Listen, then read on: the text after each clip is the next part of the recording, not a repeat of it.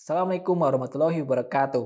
Perkenalkan, saya Riyad Jatuwinardi, dosen tetap program studi Magister Akuntansi Fakultas Ekonomi dan Bisnis Universitas Gadjah Mada. Video ini merupakan bagian dari pernyataan diri dalam unjuk kerja Tridharma Perguruan Tinggi untuk sertifikasi dosen 2026, khususnya pada aspek pengajaran. Pada kesempatan ini, saya akan menjelaskan secara singkat mengenai mata kuliah pengauditan forensik atau fraud auditing dengan kode AKU 6375 yang saya ampu. Mata kuliah ini berbobot 3 SKS dan merupakan mata kuliah wajib bagi mahasiswa konsentrasi auditing dan assurance pada prodi Magister Akuntansi FEB UGM. Fraud atau kecurangan merupakan persoalan yang dapat terjadi di organisasi manapun, baik di sektor pemerintahan maupun sektor swasta, dan dapat dilakukan oleh individu maupun kelompok pada berbagai posisi. Dampaknya, baik material maupun non-material, seringkali jauh melampaui besaran kecurangan yang tampak. Karena itu, pencegahan dan pendeteksian fraud menjadi sangat penting. Mata kuliah ini dirancang untuk membekali mahasiswa dengan pemahaman konseptual sekaligus keterampilan praktis untuk mencegah, mendeteksi, dan menginvestigasi berbagai bentuk kecurangan termasuk korupsi. Setelah menyelesaikan mata kuliah ini, mahasiswa diharapkan mampu mencapai 4 capaian pembelajaran. Pertama, memahami konsep dasar fraud serta peran akuntan dan auditor dalam mencegahnya. Kedua, mengidentifikasi metode dan teknik untuk mendeteksi, mencegah, dan menginvestigasi fraud dalam entitas. Ketiga, mengembangkan pemikiran yang logis, kritis, tematis, dan kreatif atas isu dan fenomena terkait fraud. Dan keempat, berkomunikasi secara efektif dan etis dalam menyampaikan gagasan selama diskusi. Materi mata kuliah ini disusun secara bertahap. Sebelum ujian tengah semester, pada sesi 1 hingga 7, mahasiswa mempelajari sifat dan jenis fraud, teori fraud triangle, fraud di lapangan keuangan, korupsi, pencucian uang, investment fraud, hingga fraud pengadaan. Setelah UTS, pada sesi 8 hingga 14, pembahasan berlanjut ke fraud analytics, penghitungan kerugian keuangan negara, bukti investigasi, deteksi, dan pencegahan fraud, teknik investigasi seperti wawancara dan integrasi, serta diakhiri dengan analisis kasus dan penyusunan laporan investigasi. Perkuliahan dilaksanakan melalui kombinasi kuliah interaktif, diskusi kelas, penugasan individu, eksplorasi mandiri, serta presentasi kelompok. Ciri utama mata kuliah ini adalah pembelajaran berbasis kasus, di mana di setiap sesi dikaitkan dengan kasus nyata dan terkini. Misalnya, kasus Garuda Indonesia, PT Timah, IKTP, e-Fishery, dan kasus suap pajak. Pendekatan ini menekankan keterpaduan antara penyampaian materi, interaksi aktif di kelas, dan asesmen yang aplikatif. Untuk penilaian, bobotnya terdiri atas ujian tengah semester 20%, ujian akhir semester 20%, analisis kasus, laporan dan presentasi 20%, kuis 15%, tugas 10%, serta kehadiran dan partisipasi 5%. Khusus untuk penilaian kasus, saya menggunakan indikator 5C, yaitu clarity, completeness, conciseness, correctness, dan juga konsistensi. Selanjutnya, Anda akan menyaksikan cuplikan proses pembelajaran saya bersama mahasiswa di kelas. Pada sesi kelima yang membahas konsep pencucian uang atau money laundering, pada sesi ini mahasiswa mempelajari mekanisme pencucian uang. Selamat menyaksikan. Oke, selamat sore semuanya. Kita jumpa lagi ya, ini di sesi kelima. Kita akan membahas topik terkait dengan tindak pidana pencucian uang. Kita sudah membahas di topik 1, 2, dan 3, dan 4 terkait dengan motivasi orang berbuat kecurangan, ya, dan juga beberapa jenis kecurangan. Nah, saya ingin tanya terkait dengan mengapa kok orang itu berbuat curang? Adakah yang masih ingat nggak teori atau alasan kenapa orang itu berbuat curang? Ayo, siapa? Boleh angkat tangan? Silakan Mas, siapa namanya? Nama saya Aldi. Silakan, bisa dijawab pakai mic ya? Ya. Baik, kalau dari saya berangkat dari teori fraud triangle yang disampaikan oleh Tracy tahun 1953, di mana dalam teori klasik ini disebutkan bahwa ada 3 faktor kenapa orang itu berbuat curang. Faktor yang pertama adalah pressure atau tekanan, yang di dalamnya termasuk dalam tekanan finansial, gaya hidup, target kerja, utang, ataupun tuntutan keluarga. Kemudian faktor yang kedua adalah opportunity atau kesempatan, di mana ini berkaitan dengan lemahnya pengendalian internal, pengawasan yang buruk, atau posisi yang memungkinkan untuk melakukan manipulasi. Dan faktor yang ketiga adalah rationalization, atau di mana pelaku itu kemudian membenarkan tindakannya, misalnya hanya meminjam atau mungkin alasan-alasan rasional lain yang membenarkan perilaku curangnya itu. Terima kasih, mungkin itu dari saya. Betul sekali. 100 ya atas penjelasannya.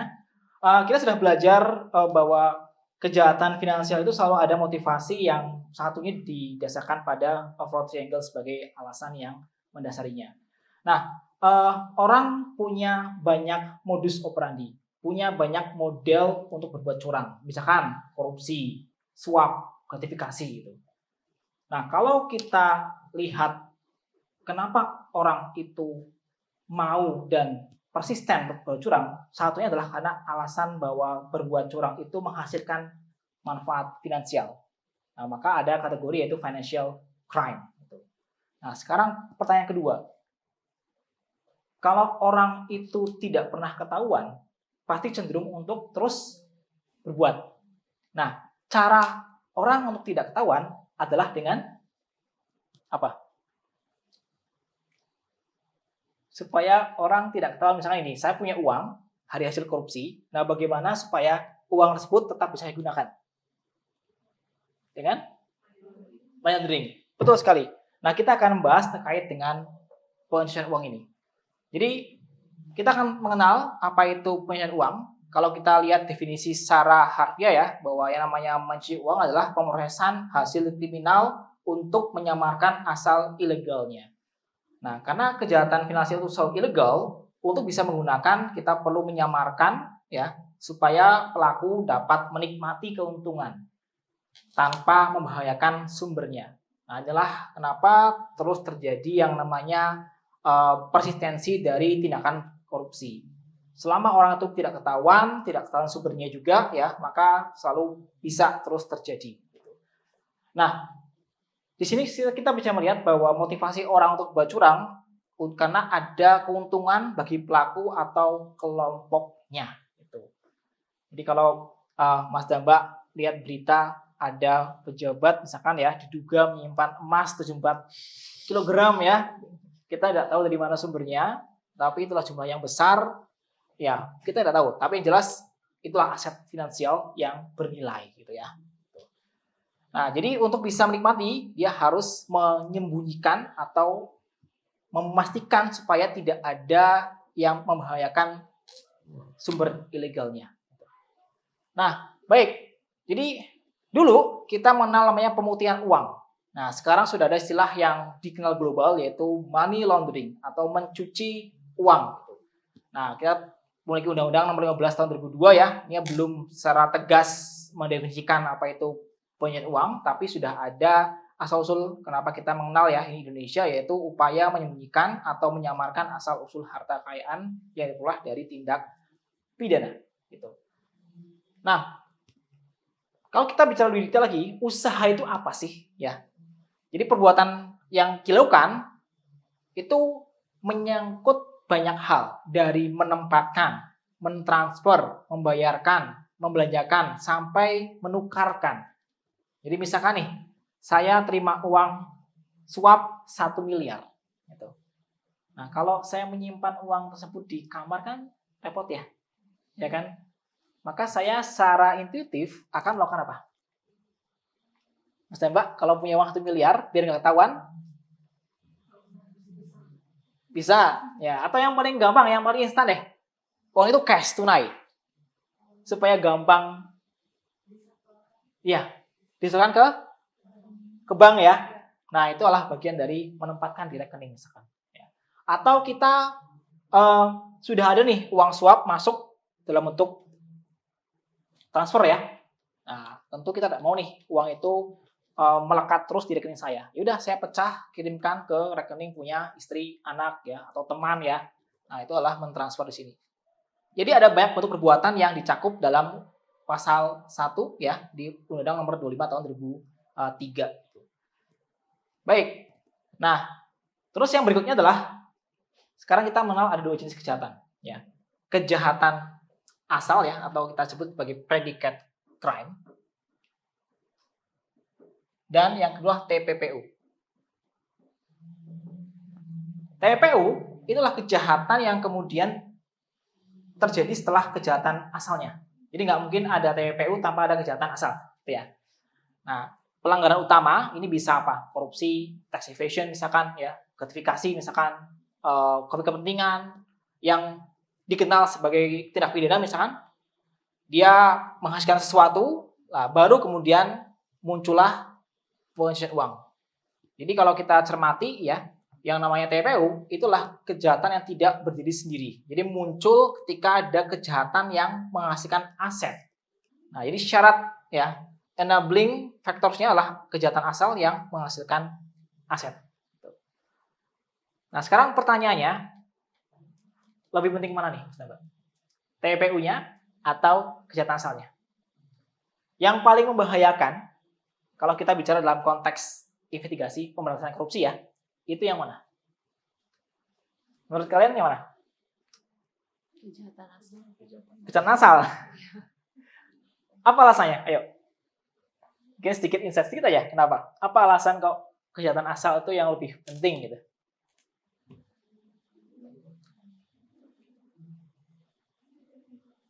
Karena itu yang menghasilkan harta. Menghasilkan harta. Iya. Oke. Jadi dijadikan aset. Tapi yang membuat itu sulit diberantas yang mana?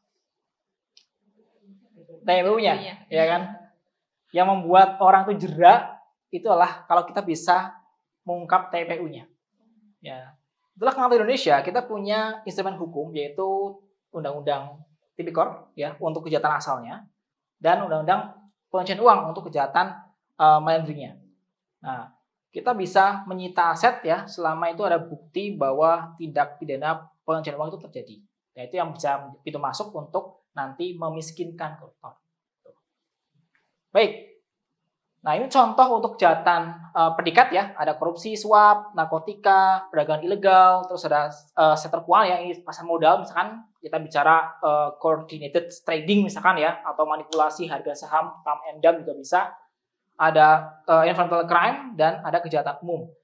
Nah, inilah kejahatan predikat yang punya potensi untuk menghasilkan uang. Jadi kalau di era sekarang yang namanya creating money itu nggak cuma dari yang legal ya, ilegal pun bisa gitu. Ya, termasuk seperti apa? Judi online misalkan ya. Atau kita bicara investasi bodong misalkan. Ya, ada banyak dan itu semua sulit diberantas selama kita tidak bisa menargetkan terkait dengan aspek pencucian uangnya gitu. Baik. Nah, sekarang kita masuk ke prosesnya. Ya. Nah, sederhananya kita mengenal 3 tahapan TPU dari placement, layering, dan integrations atau integrasi. Penempatan adalah menempatkan dana hasil kejahatan ke dalam sistem keuangan. Kenapa harus ke sistem keuangan? Uangnya cash, kenapa harus dimasukkan dalam sistem keuangan? Maksudnya tadi yang namanya tindakannya itu adalah bisa menempatkan, mentransfer, memindah ya. Kalau dalam bentuk rekening cenderung lebih convenient, lebih gampang ya, lebih pindah. Nah, itulah kenapa kita bisa mendeteksi adanya penempatan ini lebih awal, dan itulah kenapa juga perbankan itu menjadi sektor yang sangat ketat terkait dengan aspek TPU. Ada know your customer, ada due diligence untuk mencegah di sektor ini penempatannya. Ya. Layering adalah memisahkan dana dari sumbernya lewat transaksi berlapis. Contohnya apa? Beli saham, obligasi, ya. Atau kita bisa juga menempatkan uang itu dalam brankas, ya. Kita pindah ke rumah kita ada 5 misalkan ya, kita pecah. Nah. Terus yang terakhir adalah integrasi. Jadi setelah kemudian di layering, kita bisa menggunakan harta itu seperti tampak sah. Nah, ini kan simple ya. Taruh di bank, beli obligasi, saham, terus dijual, kita pakai gitu. Ada nggak cara yang lebih canggih? Investasikan, betul. Ya. Saya punya uang, saya ingin menikmati uang itu nampak legal, saya buka kafe. Ya, kafe itu akan produce money seolah ya, padahal nggak ada pengunjung. Nah, itu contoh. Kita bisa menikmati uang dari hasil investasi ya, yang nampak legal dan kita nikmati sebagai harta yang tampak sah. Gitu. Nah, pertanyaan di sini, apakah penempatan layering dan integrasi ini harus selalu ada berurutan? Gimana menurut Mas Daba? Bisa nggak langsung layering? Bisa nggak langsung dinikmati? Gimana? Bisa ya? Artinya ini bukan suatu urutan yang harus ada. Bisa sangat ada variasinya di setiap kejahatan finansial pakai TPU. Baik, ini contoh penempatan. Kita bisa melihat menempatkan dana pada bank. Ini yang tadi kita berikan contohnya. Terus mengitar uang ke penyedia jasa keuangan ya. Menyalurkan uang juga bisa. Terus membiayai usaha ya. Dan membeli barang berharga. Ini untuk yang placement. Nah, untuk yang layering, bisa kita lihat ada transfer dana antar bank, terus ada penggunaan simpanan tunai ya. Untuk agunan juga bisa. Memindahkan uang tunai lintas batas juga bisa. Layering ini adalah tahapan yang membuat kompleks dan sulit untuk melakukan pengecekan ya kemanakah uang itu mengalir gitu, karena makin banyak dan makin kreatif. Terakhir adalah integrasi. Nah, setelah dikumpulkan kembali lewat penjualan misalkan ya, kita dapat misalkan dividen dan juga bisa ya menikmati langsung. Nah, kita bisa investasikan, kita jadikan modal usaha lain ya, atau refinancing untuk tindak pidana yang berikutnya. Nah, integrasi ini adalah ketika uang itu kemudian sudah nampak legal, bisa dinikmati langsung. Nah, ketika seorang sedang cari tahap ini, dia sudah sukses mencuci uang dan akan lebih sulit untuk bisa mengungkap dugaan TPU ketika sudah sampai ke tahapan integrasi. Baik, nah ada 3 pendekatan utama dalam TPU. Yang pertama adalah sistem keuangan. Ini yang paling umum, efektif dan juga efisien. Kita bisa gunakan perbankan atau jasa keuangan, atau kita bisa kemudian pergerakan fisik uang ya lewat uang kota negara A kita bawa ke negara B ya. Ini juga ada yang menggunakan pergerakan fisik uang, tapi sekali lagi ada larangan untuk membawa sejumlah uang dengan jumlah tertentu. Nah, ini untuk mengatasi pergerakan fisik uang. Yang terakhir adalah trade based money laundering. Jadi kita bisa kemudian menggunakan uang kejahatan itu untuk membeli komoditi ya, barang seperti misalkan emas ya, atau mungkin kayu ya, kita jual impor ekspor ya, kita buat kantor dagang di Timur Tengah, terus nanti kita ekspor dan kemudian nanti akan dikirim kembali ke negara ya, dijual dapat konversi. Nah, ini trade base ini juga merupakan suatu pendekatan yang lintas negara ya, dan lebih canggih dibandingkan dengan yang fisik maupun yang sistem keuangan saja. Tentunya sekarang ada perkembangan baru ya, yaitu cryptocurrency. Nah, ini jadi menambah pendekatan untuk pencucian uangnya. Baik, nah singkat untuk yang aspek penegakan hukum, Mas dan Mbak, kita tahu bahwa yang namanya TPU itu adalah collusive fraud. Artinya tidak bisa sendiri kita mencuci uang. Harus ada bantuan atau harus ada peran pihak lain. Misalkan kalau kita mau naruh uang di bank kan nggak bisa ya sendiri ya, harus ada officernya misalkan ya. Atau kalau kita mau membeli properti, tentu kita harus deals ya dengan penjualnya. Nah, dalam Undang-Undang Nomor 8 Tahun 2010, TPU dibagi dalam 2, yaitu TPU aktif dan pasif. Kalau aktif artinya apa? Pelaku aktif menempatkan, mentransfer, menyembunyikan. Ya. Nah, kalau pasif dia hanya menerima, menguasai. Gitu. Jadi misalkan Mas dan Mbak mendadak nih dapat uang transferan 10 miliar gitu, nggak tahu dari mana. Nah, itu aktif atau pasif? Menerima uang, pasif ya. Atau saya sebagai ketua yayasan ya, untuk pengolahan misalkan rumah ibadah ya, dapat sumbangan misalkan 2 miliar. Itu aktif atau pasif? Pasif ya. Saya punya jasa penukaran uang. Terus ada orang datang menukarkan uang. Nah, di sini saya aktif atau pasif? Aktif ya. Oke, kita akan lihat. Jadi kalau yang namanya aktif, yang pertama adalah orang yang setiap orang yang menempatkan ya, ini pihak pertama ya, saya punya uang ke kejahatan, terus saya menempatkan, mentransfer, ini bisa koperasi ya, dan saya punya harta kekayaan ya. Di sini saya fokus pada menyembunyikan dan menyamarkan. Jadi pihak yang pertama melakukan ya, itulah yang masuk dalam kategori pasal ketiga. Ini 20 tahun dan 10 miliar untuk denda maksimalnya. Ini yang aktif pertama. Aktif kedua adalah yang ini. Dia tuh tahu tapi ikut serta dalam menyembunyikan atau menyamarkan. Tadi misalkan penukaran uang ya, atau pihak perbankan. Nah, itu bisa dikenai TPU aktif karena dia ikut terlibat dalam menyembunyikan. Tapi bukan dia yang punya uangnya misalkan. Nah, yang ketiga adalah yang pasif. Nah, ini adalah yang diduga bahwa harta kekayaan itu merupakan tindak pidana, tapi kemudian dia menggunakan ya commissions atau menerima atau commissions ya, atau menguasai. Jadi saya punya anak, terus saya transfer uang hasil korupsi misalkan ya. Nah, itulah yang masuk dari pasif ya. Dia tidak terlibat tapi dia ikut menerima gitu.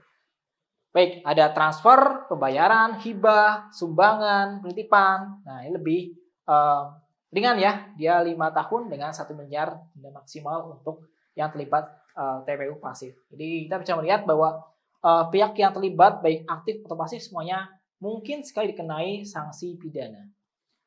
Baik, dengan demikian kita sudah selesai mereview materi dasar ya terkait dengan TPU. Nah, silakan, ada nggak pertanyaan yang Mas dan Mbak ingin sampaikan terkait dengan materi ini? Ya boleh, namanya siapa Mbak? Ya. Saya tertarik Pak atas materi ini dan melihat berita yang ada dan yang lagi ramai ya Pak. Jadi kan ada sebuah kafe yang dia tuh terkuak terkuak menjadi tempat pencucian uang di Jakarta. Nah, kalau menurut Bapak itu sebenarnya kita mungkin sebagai orang awam nih, bagaimana sih Pak cara menandai kalau kafe tersebut atau tempat bisnis tersebut menjadi bagian dari tempat pencucian uang? Ya, tentu tidak bisa mengatakan secara pasti itu adalah lokasi uang ya. Tapi kan ada red flag atau indikasi-indikasi yang bisa kita lihat secara kasat mata. Seperti misalkan minim pelanggan, sepi pelanggan misalkan ya, tapi dia bisa running ya dalam durasi yang lama, mungkin periodenya bisa sampai 5 tahun, 6 tahun ya lebih gitu, tapi tidak ada masalah finansial. Kan biasanya kalau yang namanya food beverage kan cepat ya. Kalau nggak ada yang beli ya dia akan gulung tikar ganti yang lain ya. Nah, tapi kalau misalkan terlihat sepi, terus tidak ada pelanggan, running terus, nah mungkin ada sumber lain yang kemudian bisa membiayai operasional dari kafe tersebut. Gitu. Nah, sayangnya kita tidak bisa kemudian mendapatkan laporan keuangan ya, sehingga tahu secara pasti cash flow-nya bagaimana. Nah, ini mungkin yang jadi alasan kenapa UMKM usaha kecil menengah ya, restoran kecil itu jadi suatu tujuan untuk mencuci uang yang sebenarnya itu begitu menguntungkan gitu. Karena orang nggak pernah tanya laporan keuangannya dan kita tidak pernah bisa mendapatkan versi auditednya gitu. Jadi itu yang bisa kita cermati dari usaha kafe yang diduga menjadi tempat pencuci uang. Gitu. Gue jawab ya. Yang lain silakan. Monggo. Ya boleh. Silakan. Mungkin saya terkait dengan di Indonesia sekarang sedang atau lagi fokusnya untuk digitalisasi transaksi keuangan. Nah, dan pastinya dalam setiap transaksi itu yang bersifat digital pastinya akan meninggalkan jejak transaksi elektronik. Nah, pertanyaan saya terkait dengan aspek pembuktian dari TPPU itu sendiri, di mana dalam prosesnya itu terkadang pembuktian TPPU itu masih memerlukan tantangan tersendiri. Padahal harusnya secara digital itu bisa dijadikan sebagai acuan untuk melacak atau men-tracking setiap transaksi keuangan. Nah, pertanyaan saja apa yang menjadi tantangan dalam proses pembuktian TPPU itu sendiri? Terima kasih, Pak.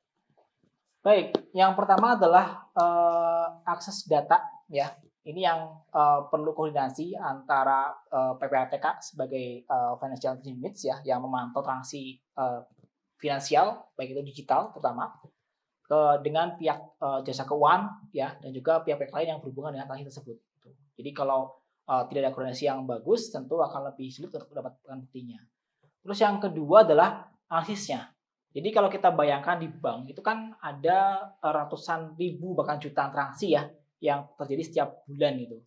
Nah, bagaimana kita bisa memisahkan antara mana yang terduga itulah cuci uang sama yang bukan. Nah, ini perlu teknologi lain yang bisa membantu seperti machine learning ya, atau AI juga bisa untuk mengidentifikasi potensi-potensi dugaan TPU. Jadi volumenya itu luar biasa besar yang jadi tantangan sendiri. Nah, terus yang berikutnya adalah kita menghadapi suatu situasi bahwa bukti digital itulah indirect evidence, bukan direct evidence gitu. Yang perlu dukungan lain seperti misalkan ada transfer itu. Nah, apakah transfer ini adalah hasil kejahatan? Nah, itu perlu investigasi lagi. Jadi bukti digital itu tidak selalu menjadi direct evidence gitu. Nah, ini 3 tantangan yang kemudian dihadapi, selain juga kualitas juga terkait dengan bagaimana bukti digital itu bisa terkontaminasi, misalkan ya kalau dia tidak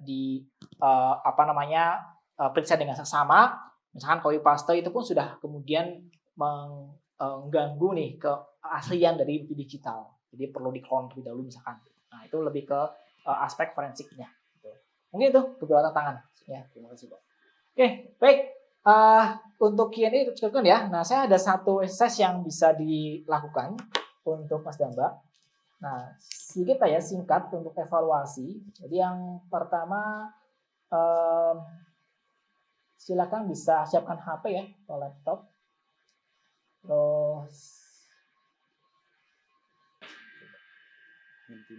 atau ini bisa di scan pakai HP gitu. Ya.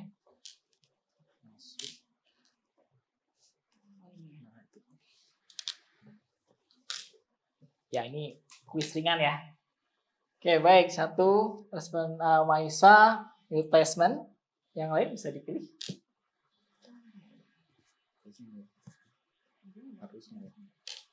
Oke, satu lagi. Apakah akan sama atau berbeda?